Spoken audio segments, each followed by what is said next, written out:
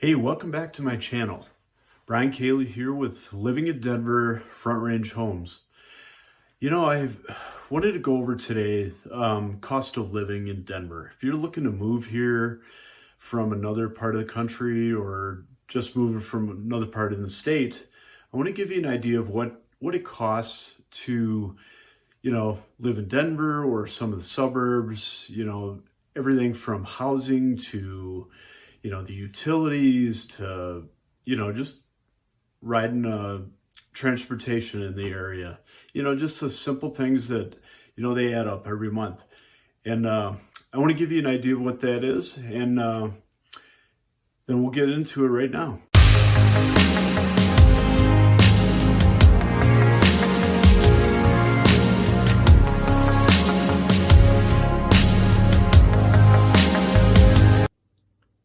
Okay, let's get into the cost of living in and around Denver. So the first thing we're going to touch on is utilities. I got about 7 different areas I'm going to touch on. But the first one, utilities, and that can, you're going to look at probably on an average single family home, you're going to be looking at probably about $150 a month. And that's going to encompass, your water, your heat, AC in the summer, electricity and gas. And now that can fluctuate. If you're in an apartment, a 1 or 2 bedroom apartment, that's going to be cut down a little bit. I would guess it's probably going to be $50 or $70 cheaper.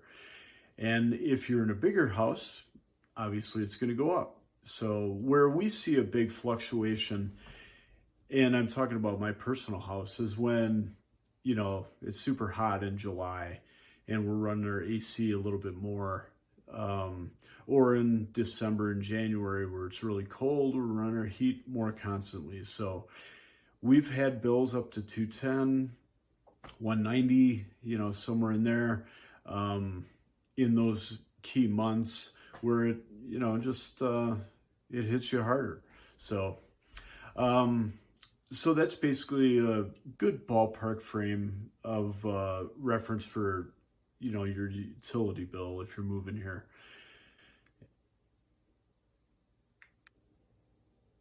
Hey, and the next one I'm going to touch on is internet.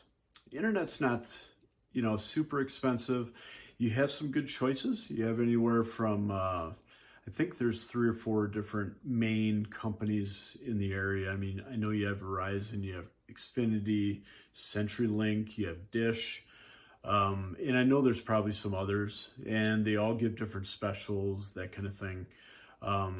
Depending on what type of high-speed internet you need, you're going to run anywhere from $50 a month up to $80, $90 a month. You could even go higher depending on what plan you need and etc. If you're working from home, you're going to spend a little bit more in the internet, but you're going to save money on travel that you don't have to go to an office. So that's always nice. And nowadays with the gas prices, it's another one I can hit on. I know we're seeing mid 3s, like 335, 350 range per gallon. I think that's what I saw like a couple days ago when I filled up. And, yeah, that's, hopefully that'll come down as we go along. But that's, hitting us pretty hard. Hey, let's talk about public transportation.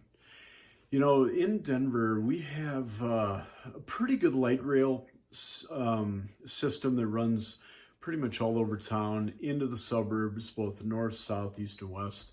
And it goes all the way out to the airport. So when you're traveling, by plane or whatever, you can take light rail right out there. And, I know the monthly pass used to be about $116. It's probably gone up a little bit. So you're looking at about $120 a month to travel on that, pretty much all over. But if you're going to a concert or a game downtown and you just want to, you're looking at probably $8 to $12 round trip. So it's not horrible. Other areas, I mean, there's cabs and,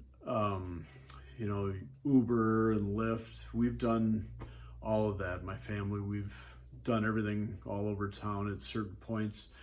And I know one of the things downtown, you can rent bikes. The e-bikes are really popular, and scooters. If you're, a little adventurous, you can rent the scooters and just put your credit card in and get going on those. So there's a lot of options to get around downtown, and or even in the suburbs. There's a lot of bike trails and different things there, and the cost isn't terrible. It's not that high. So yeah, and one of the other areas I want to touch on that a lot of people, when they move from another state, they don't understand that when you register your car in Colorado, it costs more. I'm originally from Wisconsin, and the registration there wasn't much at all. I don't know, it was back in the day, it was 25 or 50 bucks. Now out here, you register your car. If you have a brand new car, you're going to probably pay in excess of $1,000 or more. It's going to go down every year based on the age of the car. And, if you have a newer car, you're going to pay more. Obviously, if you have a 10-year-old Honda, like I just got rid of a Honda Accord not that long ago, and I think it was $80 or $90 every year, pretty much, the last 3 or 4 years. And but newer cars, I know they can run quite a bit. So keep that in mind when you're moving out here and you have to register your car. Budget that for sure. Hey, let's talk about the last area, and it's probably the most important, is housing. Talk about rent first. And, rent all over town. If you're in the core of Denver, you're going to be on a 1-bedroom, you're going to pay $1,600 and go higher on a 1-bedroom, 1-bath. 2-bedroom, 1-bath, 2-bedroom, 2-bath, you're looking at $1,800, $1,750, and going up from there, depending on the building and amenities, etc. When you get to the suburbs, then you could probably knock off a couple $100 a month, depending on what suburb you're in, what amenities, etc. there too. So the range can be pretty big. It could be anywhere from $1,400 up to $2,000. Now, I'm talking mostly apartments on those. If you're going to rent a single family house, you're going to pay low 2000s, and I've seen it as up high as 3,500 or so, depending on the size, and it's a pretty good size house. And that's pretty much the standard all over town. Hey, and if you like the information on the video and you want more information, hey, hit the subscribe button and the bell at the bottom, so you can get notified every time there's a new one coming out. Every week I'm going to try to get a couple of videos out, and sometimes more, and depending on the topics and different things. So hit me up on that, and you can always reach out to me directly if you have any other questions or anything that hey, I want to know more about this, let me know. And I've been in real estate since 2006, so I've been doing it a long time.